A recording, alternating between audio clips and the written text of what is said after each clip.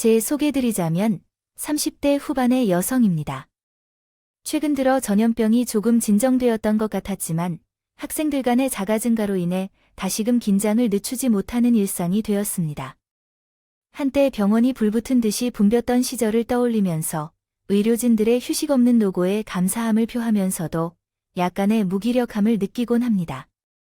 이는 제가 첫 직장으로 병원을 선택했기 때문인데요. 고등학교 졸업 후 대학 진학을 포기하고 간호조무사 시험을 보고 간호조무사로서 시작했습니다. 지금은 당장 할 수 있는 일을 하고 싶어 하기 때문입니다. 션이 한의원에서 간호를 선택하게 되었죠.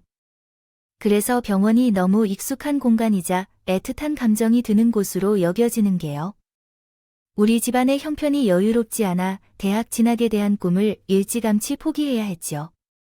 첫 직장의 한의원에서 정말 추운 원장 선생님을 만나게 되었는데 부부가 운영하시는 곳이었어요.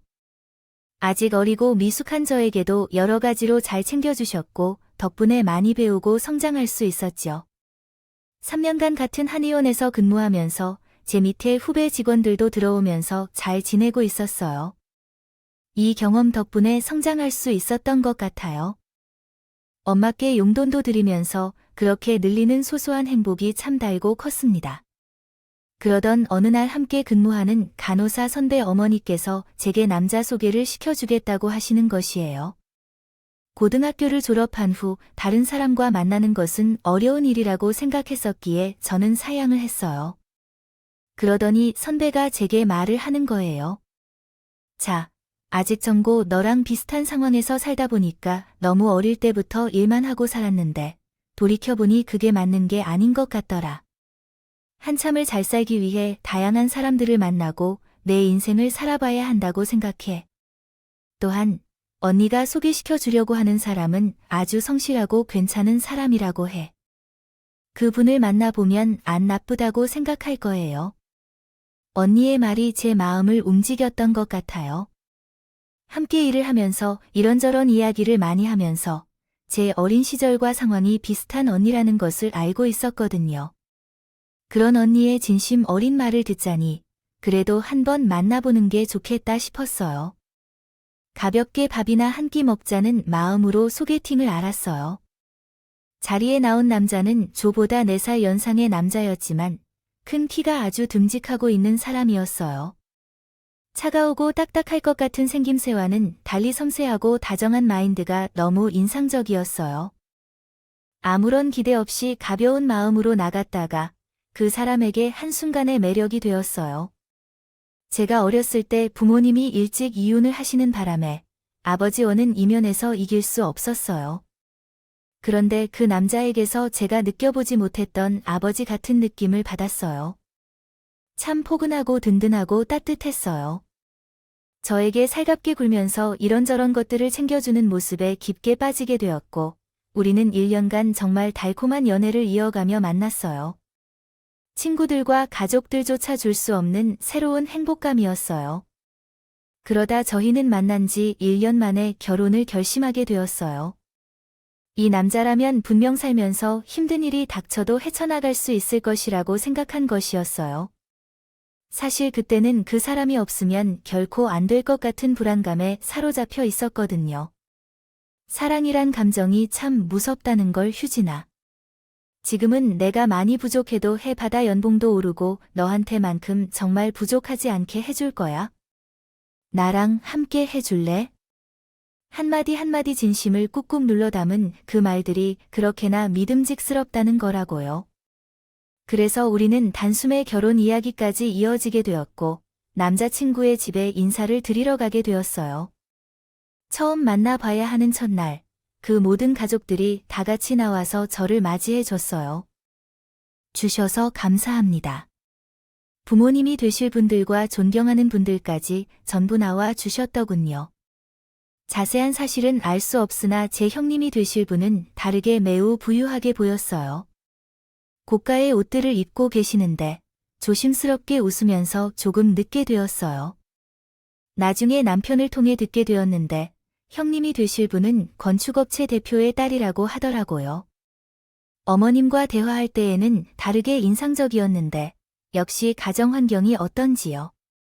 그러나 유쾌하게도 제가 모여 있는 자리에서 제가 뒷전에 있고 모든 관심이 형님에게 모아졌습니다. 제가 지금 어디로 향하는지 감이 오네요. 어머님도 어쩐지 형님에게 약점을 지적하는 것 같고 주인공은 제가 아니라 형님인 분위기입니다. 저에게 하신 질문들은 그저 별 의미 없는 것들이었고 자연스럽게 제가 소외된 느낌을 받았어요. 형님 집이 잘 살아서 그런 건가 하는 기분마저 들었죠. 그리고 그 상황이 마무리되자 예비 시어머님께서 갑자기 말씀하셨어요. 재작년에 우리가 집으로 들어오면서 아우리도 모아놓은 톤타 쓰는 바람에 얘들한테 부당한 질이나 불만이 없으니까 너와 남편 둘이서 알아서 잘 살아라. 머리부터 먹고 사는 악착같이 살았다고 하는데 그 정도는 투리사에 불과할 테니 알아서 하겠지. 그렇죠. 엄마, 그래도 그런 말은 어딨어요? 사람을 불러놓고 기껏 한다는 말이 그거예요. 그리고 향할 때에는 그렇게까지 다 해준 뒤에 우리는 아무것도 없다는 거고요. 예, 내가 지금 돈이 있다 해도 속아서 주는 게 아니잖아. 너 형한테 내가 뭘 바랬다 타서 쓰는 바람에 그런 건데. 그리고 둘째, 너도 그렇게 말하는 거 아닌가? 너 형이 먼저 차리고 봐야 하는 거 아니겠어요? 아무튼 그런 줄 알아. 수지에게 무언가를 바라고 결혼하는 건 아니었지만요. 눈에 띄는 한국어 문법 오류나 잘못된 표현은 없으나 문장이 약간 의미가 미흡하고 어색한 부분이 있습니다. 문장을 좀 더 명확하게 재구성해 보겠습니다. 앞에서 그런 식으로 말씀하시는 것이 서운한 마음이 들어요. 남자친구를 너무 좋아하고 함께하고 싶은 마음에 결혼을 하는 곳이지만 이런 상황을 바라지는 않았어요. 답답한 마음에 맞추어 남자친구를 소개시켜줄 만한 선배 언니에게 하소연을 했어요. 어느 날 인사를 드리러 간 건데 난 완전히 뒤처지고 있었고 면전에서 그런 말까지 하는 게 있지 않겠니? 수지 키오빠한테 무언가 바라고 결혼한다는 것은 아니었어요. 앞에서 그런 식으로 말하니까 조금 혼란스럽게 느껴지더라고요. 그래서 언니가 이런 말을 해주더라고요. 근데 막상 결혼하고 살아보니까요. 시댁에서 지원을 받는 것이 반드시 중요한 것은 아니라는 것이다. 받은 만큼 어떤 형태의 보상을 받고 싶어지는 것은 사실이다. 시댁의 심리가 더해진 것일지도 모르겠다. 받은 것이 많다고 해서 어디까지 줄지 알지 못하지만 결국에는 도움 없이 스스로 자립하는 것이 가장 좋을 것이라 생각해. 너무 안 좋게 생각하지 않아도 돼. 역시 언니는 조에게 가장 현명한 대답을 한 사람으로서 처음에는 서운한 마음이 들었지만 다시 생각하면서 마음을 다시 바로 잡아주기로 했다. 남자친구와 결혼을 할 생각은 아예 없고 어차피 함께 살기로 결정했다면 마음을 편안하게 해야 한다고 생각했기 때문이다. 결혼까지 다양한 우여곡절이 많았지만 그래도 우리는 부부가 되었고 작은 아파트에서 정말 소박하게 시작했습니다. 그 차분한 아파트에서 남편과 얼마나 많은 웃음을 나눴는지 모르겠어요. 지금 생각해도 그 시기는 인생에서 가장 아름답고 반짝였던 것 같아요. 결혼한 지 얼마 안 돼 아버님의 생신을 맞이했어요. 처음으로 큰 행사를 다 같이 맞이해서 긴장스러웠죠. 결혼 이후에는 남편 외의 가족들과 많이 마주치지 못했었는데 아버님의 생신을 축하하며 모두 함께 마주하는 순간 세상에서 이 집의 진정한 가족이 되었다는 것을 느꼈어요. 그러나 어머니는 여전히 형님에게만 큰 나가면서 신경을 쓰시고 조아한테는 그냥 찬밥 신세인 거예요. 아주 모르고 있던 건 아니었던지라 그냥 그러려니 하고 있었죠. 저는 주방에서 뒷정리를 혼자 하고 있는데 형님이 저한테 실제 보더니 이렇게 말을 하는 겁니다. 근데 동서는 어머님한테 어떤 힘을 받았어. 그때 말로는 못 해준다고 있긴 했는데 그래도 뭐라도 해주셨을 거 아니야. 예으려 아예 물은커녕 패백할 때도 어머니 번째 이 못 받았어요. 정말이야. 그렇게까지 아무것도 안 해주실 줄은 나도 몰라. 나는 결혼할 때 어머님한테 지금 책에 있는 집이랑 시계랑 목걸이 귀걸이를 받았어요. 세트를 거나하게 받았다면 큰 며느리라고 신경 써줘야 한다는 말이다. 아무튼 동생한테는 아무것도 안 해주셨을 거라 생각 못했어요. 미안합니다. 조롱하려고 그런 건 아니고 정말 아무것도 모르고 하는 모습이었어요. 좋아하는 사람한테는 속 없는 소리를 하는 형님이 이상하다고 생각했어요. 사실 그때부터 형님과 내 악연이 시작되었다고 해도 과언이 아니었어요. 형님한테 그런 말을 듣더라도 사실 딱히 부럽지 않았어요. 선배 연희한테 들은 말도 있었고 어차피 받아봤자 시아버님한테 꼭두각시 노릇을 하게 될 것 같았기 때문에 자기한테 크게 받았다는 이유로 발목을 잡히게 되면 오히려 받지 않는 게 나을 것 같아서 그런 생각을 했던 거예요. 그래서 그 이후로도 저는 저대로 할게요. 도리만 했고 그 이상으로 하지는 않았어요. 형님이 옆에서 어렵다고 알랑방구 끼어들면서 자랐어요. 난 내가 남편과 함께 살면서 생산적인 생활을 고민하는 게 의미 있었거든요. 그 내용은 혼나는 눈치를 보았어요. 그래서 다달이 어머님에게 선물 사주면서 자기 편으로 만들었지만 그게 결국 검은 속내가 있는 거였어요. 자기는 누구보다도 조용한 일에 관심이 있어서 그런 거였어요. 이로 인해 사건들이 여러 가지 생겼어요. 한 번은 이런 일도 있었어요. 처음 취직했을 때 선물을 받은 적이 있죠. 한 단어로 이어진 긴 텍스트를 확인하고 정확한 한국어 문법으로 다시 작성해 보겠습니다. 가방이 하나 있었는데 그것을 거의 7에서 8년 동안 들고 다녔으니 해질대로 해져 있었고 큰 맘 먹고 백화점에서 가방을 하나 샀거든요. 가방을 사러 백화점에 갔던 날 우연히 형님을 마주쳤어요. 근데 형님이 세련된 가방을 보고 예쁘다, 며 너무 잘 어울린다고 해놓고는 뒤에서는 어머님한테 뭐라고 얘기를 한 건지 어느 날 어머님이 저한테 이렇게 했어요.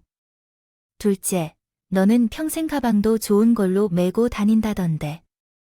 아, 나한테 그때만 그렇게 낡아 빠진 천 가방 베고는 거였구나. 결혼하고 나서 시어머니에게 선물 한 번 할 생각을 못하고 너 혼자 좋은 거 잘하고 다니네. 큰 애는 매달 센티미터 해준다고 큰 돈도 아끼지 말고 쓱쓱 해야죠. 아직 밖에 잘 몰라서 그러는 거야? 내가 뭘 대단한 것을 상세하게 얘기할 줄 알았으면 하는 건데 그런 게 아니었어요. 그리고 시댁에 갈 때 가방을 든다고 해서 왜 그러나요? 그래야 제가 명품 가방이라도 하나 주는 걸 샀으면 말도 안 했겠죠. 고작 얼마 하지 않은 가방이고 한 번 산 것을 심지어 쓸 생각으로 샀는데 그런 식으로 말씀하시는 거죠. 제가 억울해서 형님께 전화를 걸어서 따져 물었어요. 형님, 도대체 어머님께 뭐라고 말씀하셨길래 어머님이 조류 보자마자 득달같이 가방 이야기를 하시는 거예요. 아, 그런 이유구나. 왜 그렇게 흥분해서 말을 하세요? 백화점에서 예쁜 가방을 들고 있다고 말했을 뿐인데 그걸 이렇게 가져간 것처럼 이야기하니까 어떡해요? 참 웃긴군요. 제가 왜 화가 났는지 다 알면서도 모르쇠로만 대답하니까 더 이상 말을 섞어 가짜로 이상한 사람이 되는 것 같았고 오해였나 싶어 이렇게 결론 내렸습니다. 가방 사건 이후로 어머니와 형님은 더 가까워졌고 어머니는 조에게 더 심한 말을 하기 시작했어요. 형님은 부유풍부한 집안 출신이자 유학을 졸업했으니 그의 직모는 집안 사정도 평범했고 아니라고 말하자면 오히려 평범한 것보다 조금 못한 저를 계속해서 느끼게 했었죠. 게다가 고졸인 저를 견인하여 무겁게 비교하는 것이었다. 한 번의 결혼 때 집안 찰견을 맞추어야 한다는 말이 나왔을 때 가진 것도 없고 떼거지로 가져온 것도 없으니까 철없고 무식하게 낄낄대는 거였는데 그릇들이 모두 부서졌다면 언제나 제가 잘못한 거겠죠. 아, 어머님이 A 동생에게 너무 그렇지 말아주세요.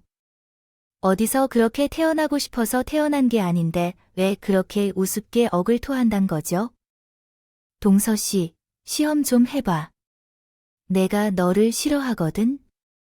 이런 식으로 다루는 거 예민해. 크기가 얼마나 클까도 걱정할 정도로. 내가 없었으면 몹시 창피해서 말 못하고 지나갔을 거야.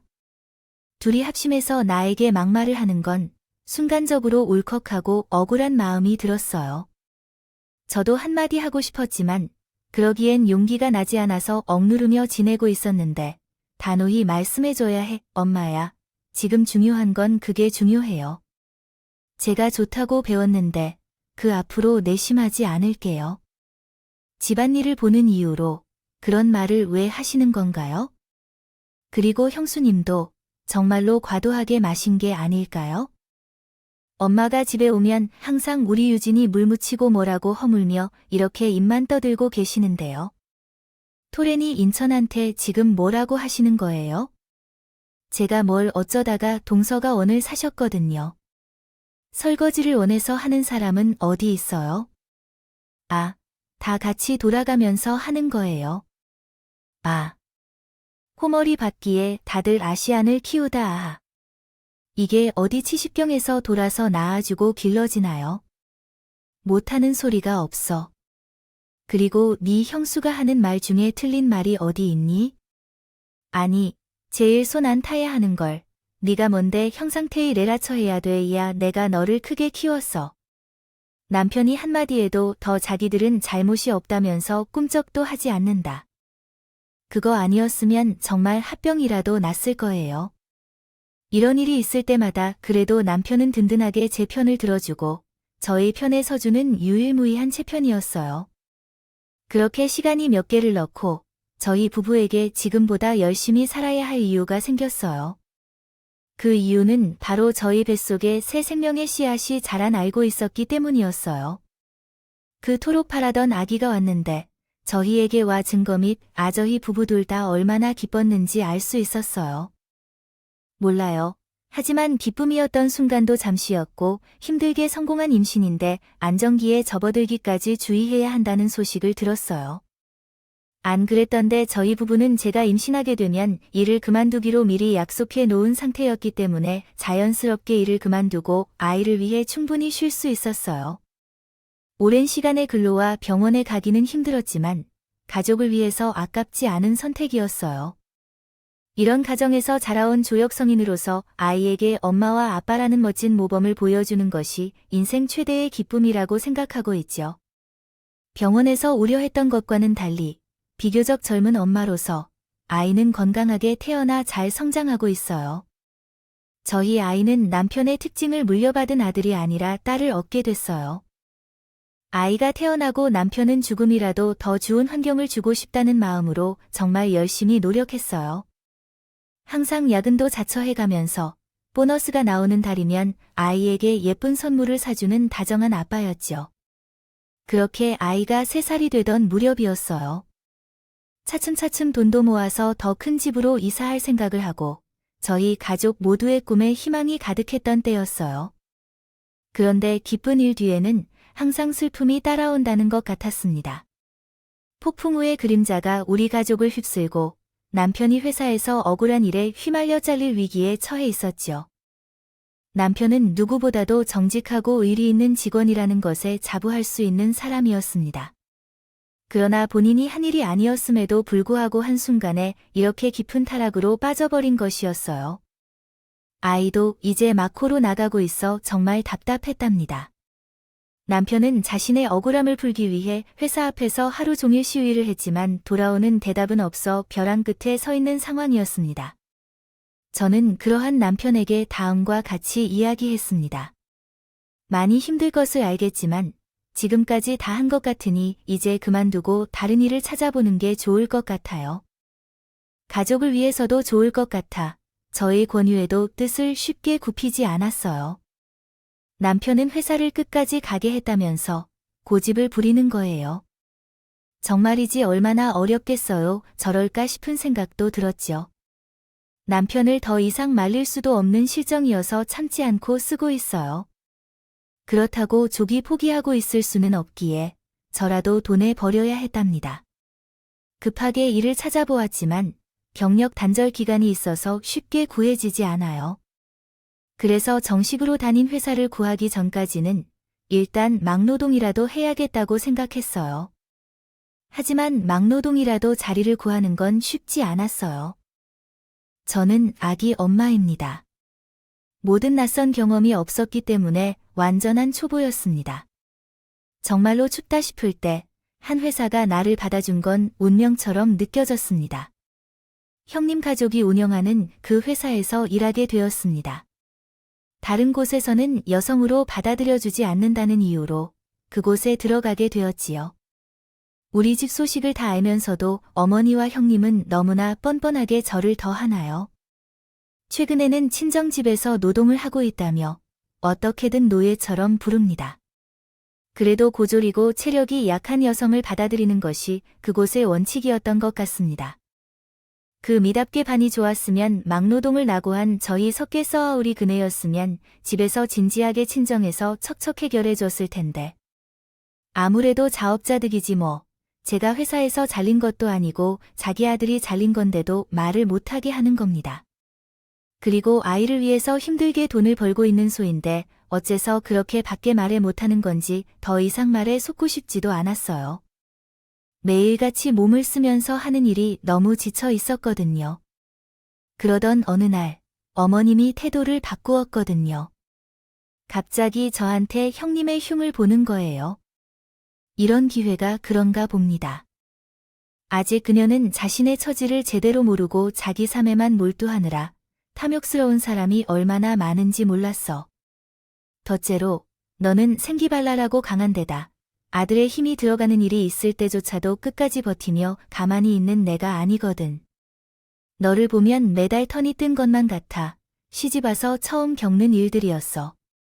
언제나 둘이서 싸우고 따돌리기 일에 뛰어나던데 어디선가 바람이 불어서 내게 일어나길 원했겠지. 황당하긴 했지만 굳이 대응하거나 맞장구하진 않았고 오히려 대꾸조차 하지 않았어. 나를 놓고 언제 이런 일이 있었냐는 어조를 바꾸면서 나를 혼란스럽게 했을 뿐이야. 이런 일들이 언제 또 일어날지 알 수 없어. 그러나 한동안 귀의 어머니를 다시 만날 때마다 일관된 모습으로 대해주시는 걸 보면서 군침을 삼켰어. 그네도 신이 나서 저한테 형님 욕을 하시는데 그냥 단도직입적으로 한번 물어보자 싶었어요. 어머니의 거두절미하고 하나만 이어줄게요. 왜 이제와 소갑자기 조랑 평 먹고 싶어 하시는 거예요? 그동안 형님이랑 두 분이서 잘 지내셨죠 않아요? 아 아이, 내가 사람을 잘못 봤도 한참에 잘 못 봤지 뭐니? 글쎄. 아크, 내가 나를 대상으로 사기를 쳤어. 늘 사기오, 무슨 일이 있으셨던 건데 그러세요? 대너의 큰 애가 무슨 사모펀드 같은 개의 모임이 하나 있다고 해서 같이 하자는 거야? 아니라고 도착 후 나왔어. 거기에서 카이프했지.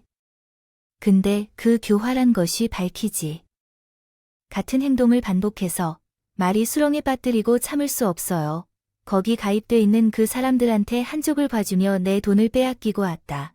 다시 거기서 나한테 하는 말을 들으면서 그 사람들도 돈을 뜯어내더라고 시켰다는 게 아니라 셔머니 하는 말에 정말 우리 사이가 틀어진 것 같단 건 쉽게 느꼈어요. 어머니는 아무것도 모르셨는데 형님께서 시킨 대로 돈이 많은 사람들의 돈을 빼앗아내려 시도했었다는 게 그들 사이에서 들통나고 나니까 모임에서 퇴출당했었단 거예요. 얼마나 얻어맞았다면 운이 좋았다 할까 봐요. 계약 위반으로 더 많이 돈을 물어갔다고 나오니까 자꾸 그 놈만 생각하면 억지로 먹는 게 그래서 차가 가득 차도 나를 깬다 하니까 나는 너무 속이 답답해서 아크네를 찾아 말했어요. 네가 시키는 대로 했다. 그러나 안건이 내게 주어진 대로 풀어달라고 하니 뻔뻔하게도 그냥 모르쇠로 일관하고 있어. 정말 얼마나 황당한지. 그동안 너에게 사교 명목으로 돈을 얼마나 썼는데 본전도 못 찾고 죽겠다고 생각하니? 앞으로 내가 이런 것을 사주거나 제공하거나 하지 않을 거야? 조 그 말을 듣고 속으로 생각했어요. 언젠가는 조 이 사회가 삐걱대고 거라고 예상했던 게 맞았군요. 얇고 야른 습지 같은 우리 둘의 관계가 깨져서 땀이 마구 흐르고 상황이 웃긴 가운데 흘러간다는 걸 느꼈어요. 또한 형님도 조를 자기 편으로 삼는 모양이었어요. 그렇게 잘해주고 싶어서 저에게 다가오시는 건가요? 아니, 이건 어린애들의 세력 다툼도 아닌데 왜 큰 어른들이 이러는지 궁금해지는 생각이 들었어요. 두 쪽에서 소란을 피우니까 어느 날은 짜증이 나더라고요. 그래서 형님께서 이빨 수리를 해주었답니다. 형님, 왜 이래요? 저한테 그렇게 말하시는 건가요? 솔직히 생각해봐도 너무 유치하다는 생각이 들진 않으세요? 아니, 동수야. 나는 소라라는 이유로 이제라도 차이를 좀 내고 싶었는데 갑자기 조라? 왜 잘 지내고 싶은 거죠? 형님이랑 어머니 사이가 틀어졌다는 말이군요. 형님들, 어디서든 줏대 없이 휘둘리지 않게 주의하세요. 이렇게 시간이 있는데 책이라도 조금 읽으면서 생산적인 일을 해보세요. 두 분 다 저한테 무슨 말인가요? 아, 통이 말이 너무 심한 거 아닌가요? 그래도 내가 손이 사나운데 형님이 손이 사람인 것보다 잘 아시는데요. 그래도 할 말은 해야겠죠. 저한테 더 이상 이렇게 들들볶지 마시고 형님을 위한 시간을 좀 내보세요. 제가 이렇게 쏟아붓는 말만 듣는 형님은 얼굴이 어떻게 되는지 어버버하는 겁니다. 속으로 얼마나 화가 나던 가지고 그동안 저를 무시해 오기만 했는데 제가 코를 납작하게 눌러줬다는 생각에 너무 기분이 짜릿하더라고요. 그래서 저한테 무슨 말을 하고 싶었는지 이러는 겁니다. 시기는 우리 아버지에게 감히 막노동을 하는 것으로 말씀하고 있어. 내가 5년째 해주고 있는데도 너를 친구로 삼은 줄 알았는데. 그래서 너 가만히 떠나보자고 말하고 있어. 또 막노동을 하는 사람이라면서 하드하게 이야기하고 있어. 그럴 필요 없이 내가 너에게 못 이긴다는 말이 그뿐이라고 생각했었지만 이제 어머니가 껴앉으신 채로 우리 형님의 등을 쳐서 말씀하시면서 경청하고 계셨어. 너는 이자에게 소리를 쳐서 잘 다시 살려고 열심히 돈을 버는 사람이야. 시비소를 놀고 먹는 어른 같은 줄 알아. 그리고 이자한테 한 말 중에 틀린 말이 있지만 뭐. 그러려면 한 번 말하면 돼. 아, 그래. 그것도 2번이나 반복 못하잖아. 형님에게 강한 펀치를 날리는 어머니의 한마디에 죄속이 다 밝혀지는 기분이 들었어요. 그 이후로 어머님도 형님을 견제하면서 쟤를 더 챙기고 예뻐하기 시작했고 그제서야 형님께서 집안일을 시키기 시작했습니다. 형님은 자신이 저지른 죄로 인해 굳이 해내야 했고 결혼한 지 오래된 후에야 불명예수로 시집살이를 하게 되었습니다. 어느 날 11기 장마로 몰이에 빠져 할아버님의 제사를 아버님네서 지내야 할 상황이 생기는데 준비를 해야 하는데도 형님이 문을 열어주지 않고 적은 날이 있었죠. 화석은 채 집에서 절대 등장해서는 안 돼요. 거기서 어떻게 지낼 생각인가요? 그 집은 채사례를 하려는 건데요. 그 집은 내가 아닌 집이고 그리고 모은 물건들이 다 밖으로 나가게 될 거니까 아버지는 분노하시고 계십니다. 그의 발소리와 곧 달려올 전문 야라의 소리가 들리고 있는 것 같았어요. 그동안 사과를 보며 기다리던 아주버님은 출근해야 해서 문을 열어주게 되었고 결국 아주버님은 10분 후에 제사 준비를 하게 되었죠. 분위기를 혼돈시키는 거라고요. 재료를 구해야 하는데 먹어버리지 못할 거라면서 차마 나가지 못하게 허락하지 않았던 어머니께서 와서 막아버리셨어요. 결국 그때 아나의 둘째 아설아가 나갔다고 하더라고요. 에어컨이 있어서 여기에서 좀 쉬고 있었어요. 맨날 뜨거운 바깥에선 죽을 것 같이 일하니까요. 그래서 크게 다녀왔는데 당신은 뭐 하고 있는 거야? 벌써 덥다고 계속 말해. 밖에 나가서 일해보거나 집안일 좀 도와줄까 해요. 빨리 나와. 다 같이 하면 빨리 끝낼 수 있을 것 같아요. 그래도 제 1편에서 온 줄 알고 집에서 잠깐 쉬러 가겠다고 하셨어요. 그래서 빨리 모든 준비를 마쳐서 계속 음식을 준비하고 있었던데 약 30분 정도 혼자서 일하고 있었더니 어머니와 형님이 돌아오셨어요. 계속 말없이 준비를 하고 있었더니 그러다가 우리 아이 하원 시간이 되었어요. 다가온 거예요. 제가 아이 하원을 다녀온다고 하고 집을 나서려는데 형님도 아이 하원을 시켜야 한다며 어쩌다 보니 같이 나오게 되었어요. 우리는 아이 하원을 다녀온 후 제사 음식 준비를 조금 일찍 마치고 각자 쉬고 있었어요. 그리고 저녁 8시쯤 되어서 아버님과 수건, 그리고 제 남편까지 집으로 돌아오셨고 바쁘게 본격적인 제사 준비에 들어갔어요. 한참 바쁘게 준비를 하고 있는데 갑자기 안방에서 비몽소리가 들리는데 이게 무슨 일이야? 아, 형님의 목소리였어요. 형님은 놀란 듯하면서도 당황한 목소리로 묘호실은 갑니다. 이게 무슨 운무의 의목인지 궁금했어요. 그런 다음 형님이 새로 나무로 만든 상자를 들고 나와서 바닥에 내려놓았어요. 한 해가 지나면 어느 쪽 방향으로 사라지는지 궁금해졌어요. 이런 좋은 관계에서 많은 부속들이 사라지는데 이게 말이 되나요? 목걸이, 열쇠, 그리고 카드가 들어있던 상자가 비어버렸어요. 어떻게 해야 할지 모르겠어요. 우리가 이것에 대해 어떻게 조치해야 할지 가늠이 안 돼요. 혹시 우리가 돌아오기 전에 도둑이 들었을 수도 있겠죠. 그때 어머님의 한마디에 갑자기 형님이 나를 죽일 것처럼 노려보고 계셨어요. 그럼 동서가 가져간 거겠죠. 전에 어머님과 창밖으로 나갔을 때 집에 혼자 남아있던 것으로 보면 사실일지도 몰라요. 저는 정말 너무 황당하고 어이가 없어서 미치고 팔짝 뛸 노릇이었어요. 그 안방 근처에는 가본 적도 없고 하물며 그 나무로 된 보석차는 난생 처음 보는 거였거든요. 아무리 제가 돈이 급하기로서는 남의 물건에 손 대겠냐고요. 아니요. 님 지금 말씀 다 하셨어요. 아무런 증거도 없이 어떻게 저한테 그런 심한 말을 하실 수가 있어요? 그리고 저는 절대 그런 일이 없었어요. 제가 아니라고 딱 잘라서 말을 하니까 갑자기 눈이 돌아서는 손 쓸 새도 없이 조에게 달려와서 제 머리채를 확 잡아버리는 거예요. 너무 빠른 속도에 눈 깜짝할 틈도 없었으니까요. 아, 이거 얘 큰 해야 안 어이구 놓고 얘기해라. CBD 폼을 앞에 수 있게 끼친 것이 뭐 하는 거예요? 어머님, 가만히 계세요. 이런 도둑년.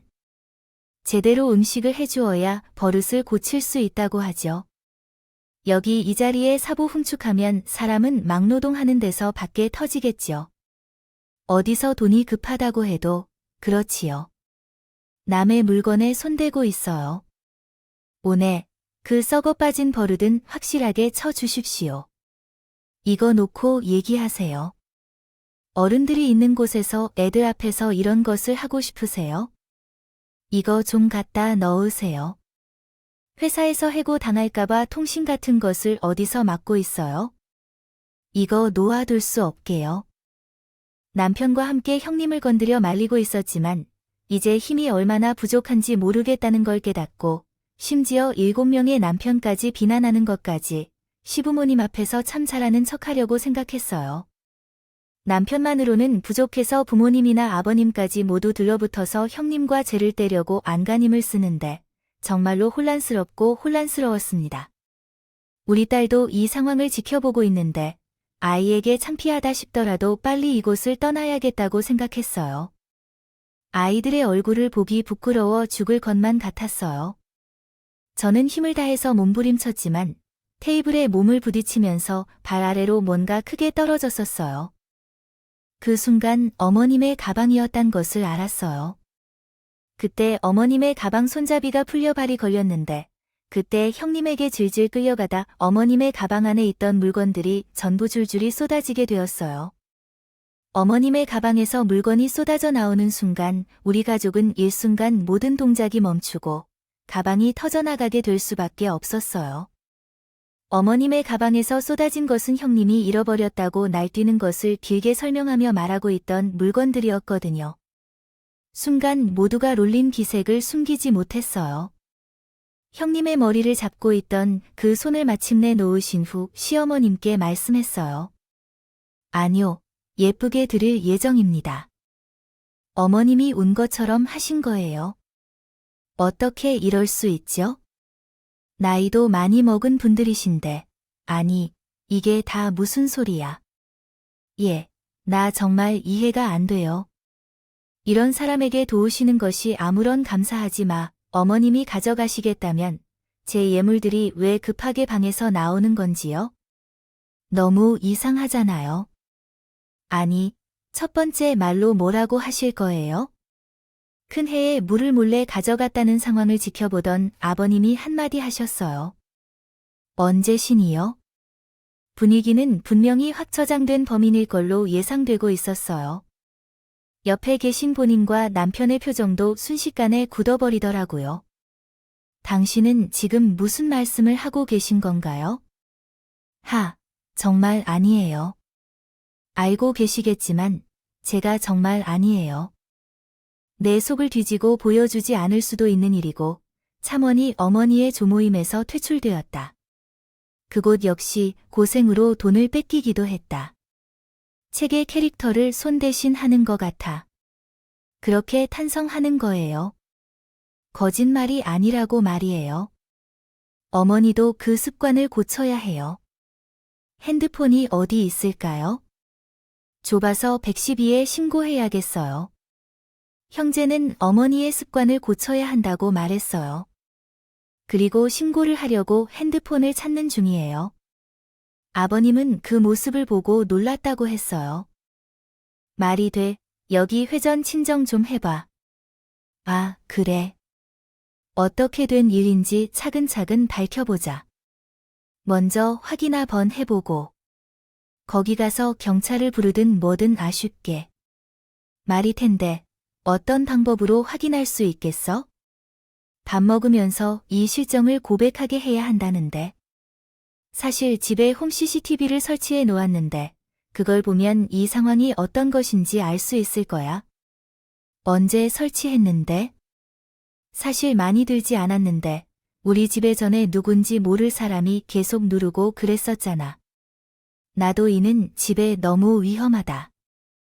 저희는 경관 밖에서 그리고 경찰이라는 것인가 시대에 대해 설명해 주세요. 얼마 되지 않았어요. 또 굳이 불안해할까봐 말은 안 했는데. 아직도 이렇게 유용하게 사용되고 있어요. 그리고 우리는 동그랗게 앉아 CCTV 화면을 노트북으로 보게 되었어요. 영어로 된 것이 무엇인지 알아야 할 것 같은 마음으로 긴장한 분위기 속에서 화면을 쳐다보고 있었어요. 그러다 CCTV에서 결정적인 순간을 본 순간 그 자리에 있는 모든 사람들이 극도로 놀란 걸 볼 수 있었는데 그 화면 속에는 형님이 어머님의 가방에 자신의 선물을 전부 넣는 장면이 포착되어 있었어요. 이유가 있죠. 어쩌면 아주버님이 CCTV 이야기를 꺼내셔서 자회사의 얼굴이 하얗게 질리거든요. 이미 본인이 소리를 크게 지른 뒤로는 다시 보지 말라는 말을 할 수도 없었고 입이 바짝 타들어 찌푸려질 것 같아요. 그러던 중 어머니는 그 장면을 보고 나서 형님의 뺨을 후려쳤습니다. 네가 아니고 지금 나를 도둑년으로 몰아가니가. 그러면서도 사람이야. 거기에 추가로 형님의 멱살을 잡고 말했어요. 뭐 하는 사람도 아니고 둘씩이나 도둑으로 몰고 간 거예요. 어른들이 다 보는 앞에서 굳이 이렇게까지 하는 이유가 뭐예요? 좀 드러나 봅시다. 형님은 입을 굳게 닫은 채 묵묵히 하기로 했습니다. 그때 아버지께서 화를 내며 말씀하시는 거예요. 그놈, 너는 말에 제대로 대답하지 못해. 가족들이 다 보는 자리에서 일소란을 피운 이유가 뭐야? 봉소도 모자라서 심지어 2cm까지 도둑질을 하려는 건데. 아, 너는 자기 죄로 경제적인 속임수를 사용해 얘기하고 싶은 거냐? 결혼 생활 중에 아버지가 그렇게 격양된 감정으로 화를 내는 것을 처음 봐서 예상치 못한 순간이라 자리가 얼어붙었어요. 그러더니 형님은 마지못해 의미를 부여하여 먹는 표정으로 입을 이하면서 말했어요. 사실은 어머니와 나 사이에 갈등이 생기면서요. 부터 저에게 시집살이 시키는 것은 정말로 너무 싫었어요. 그러다 너무 짜증이 났어요. 내가 왜 이런 일을 하고 있는지 알 수가 없었어요. 죄송합니다. 네 동네한테 후에 그런 것이니. 우선은 그렇게 해주세요. 초보도 집안도 외곽인데 어머님이 자꾸 딴 짓을 하는 모습을 보기 싫어서 그랬어요. 그리고 이빨을 시끄럽게 갈아서는 잖아요. 내가 받은 책을 보면서 훨씬 우월한데. 호기심을 보다 더 못하는 사람 취급을 받는 것이 짜증나고 싫었어요. 어머님이랑 나 사이가 나빠지면 한다는 마음에 이간질을 하고 싶었어요. 크게 영향을 끼칩니다.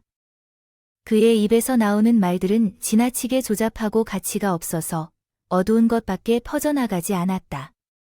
시집살이를 시키는 것을 꺼리고 자신보다 못난 것들에게 이길 대로 받는 것이 싫어서 그런 짓을 벌인 것이에요. 대단한 사이라고 이것을 저걸 시키고 싶은 게 말이 되나요? 너무 황당하잖아요. 초등학생도 아닌데요. 원래도 어른스러운 사람은 아니라는 걸 알고 있었지만 이 정도로 추억의 모습을 갖고 있는 줄은 또 몰랐어요. 아버님은 우선 상황을 해결하고 그냥 끝내려 하셨고 죄를 자초자매로 끝맺으려고 제사를 지내셨어요. 그리고 그날 제사를 끝내고 어머님은 그 예물을 모두 가져오셨고 다 돈으로 받아오셨다고 합니다. 어떤 제품이 비싸서 팔아도 큰 돈이 안 되더라도 그러고는 저에게 와서 하는 말씀이 내가 그날 그런 사태를 다하고 난 뒤에 너한테 모두 현금으로 바꿨는데 이것은 다 너한테 청구할 수가 없어. 둘째로 내가 결혼할 때 내가 해준 것이 없어서 정말 미안했다. 아직 늦지 않았지만 적어도 2천만 원은 가져와. 아, 어디서 그런 소리를? 어머님께서는 좋아하지 않으셔도 돼요. 작은 이유 때문에 지금 이야기할 만한 게 아니라는 것을 분명히 알면서도 내가 제대로 살겠다고 생각이 들었고 눈이 멀어서 다른 방향을 피해왔지만 이것도 모자라서 정말 철이 없고 난데없는 일을 했네. 아무 엄청 큰 돈도 아니고 너희들의 생활 수준에 비해 조금 호텔에서 쓰려고 했어. 너에게 무례하게 행동한 것을 생각하면 정말 미안해. 진짜 친구인 것 같은 사람들은 둘째 넣었는데 나는 너무 크고 알아보지 못해 인생이 너무 허미하게 느껴져서 거부할 수 없게 손에 돈 뭉치를 받게 되었어요. 결혼한 지 얼마 안 됐을 때 형이 그렇게 큰 선물을 받았느냐고 자랑했었어요. 근데 그 선물은 제대로 내게 돌아왔다는 것을 느꼈어요. 인생은 정말 알 수 없는 일이라고 생각하게 되었어요. 그리고 시부모님께서 그 힘든 상황을 전부 목격하셨으니요. 아주버님을 이해시키려고 혈안이 되셨다 합니다. 아주버님도 자기 마누라의 치졸한 모습을 전부 봐스드립니다. 더 이상 같이 살 수 없겠다고 여기시겠죠. 더 안 좋은 꼴을 보지 말고 이쯤에서 그만두라고 하셨으니 형님은 이혼만은 절대 안 된다며 버틴다는 거예요. 거의 1년간 시부모님께 울며불며 출송하다고 애원하고 빌었지만 이제는 아주버님이 이미 더는 안 되겠다고 하는 입장이셔서 결국 이혼 수송에 들어가셨어요. 형님네도 집안이 워낙 잘 사는 터라 비싼 변호사를 써가면서 맞서 싸우지만 그동안 실이 끼친 민폐가 워낙 크다 보니 수송을 얼마 가지 못해서 아주버님이 승소를 하게 되었어요. 그러면서 양육권은 아버지에게로 넘어갔고 이로 인해 두 사람은 이혼하게 됐습니다. 그래서 아임에서는 정말 자녀를 키우고 싶었지만 작은 일에도 어색하게 행동하는 완전히 다른 사람에게 아이를 맡길 수 없다고 생각했어요. 게다가 우리 부부의 삶에도 많은 변화가 있었습니다. 나는 더 이상 육체적인 노동을 할 수 없게 되었고 남편은 새로 취직하기 전까지 시어머니가 준 예물을 돈으로 살기 위해 사용했어요. 운이 좋게 전에 일했던 한의원으로 복직할 수 있게 되었고 그 원장님들은 정말로 저에게 귀족 같은 분들입니다. 제 상황이 안타깝다는 소식을 듣고 그들이 제게 미리 복귀를 제안해 주셨어요. 그로부터 얼마 후에요. 남편은 새로운 일자리를 찾아 재취업하게 되었어요. 회사에서 억울하게 잘 나가던 이전, 그것이 내게 인생의 벼랑 끝이라고 생각했었는데 이제는 이전 회사보다 더 높은 연봉을 받고 들어가게 되어 오히려 상황이 더 좋아졌어요. 그래서 우리는 지금 맞벌이 부부로 살고 있고 우리 아이도 아픈 것 없이 잘 자라고 있어요. 결혼할 당시에는 남편 말고는 집에 대표 누구도 없는 것 같은 생각에 외로웠었어요. 하지만 시간이 지나고 보니 진정한 사람은 결국 그 내려가게 되는 모든 순간을 함께하는 것이라는 것을 깨달았어요. 날 오는 사람이 나의 진가를 알아주는 순간이었죠. 지금 현재 상황이 어렵다 해도 상황을 이기려는 사람에게는 빛을 발하는 순간이 올 것입니다. 거라고 생각합니다. 제 긴 이야기가 누군가에게 위로가 되었으면 하는 마음으로 이만 마치겠습니다. 감사합니다. 지금까지 커피앤톡이었습니다. 오늘도 끝까지 함께 해주셔서 감사합니다. 다음 영상에서 또 만나 뵙도록 하겠습니다.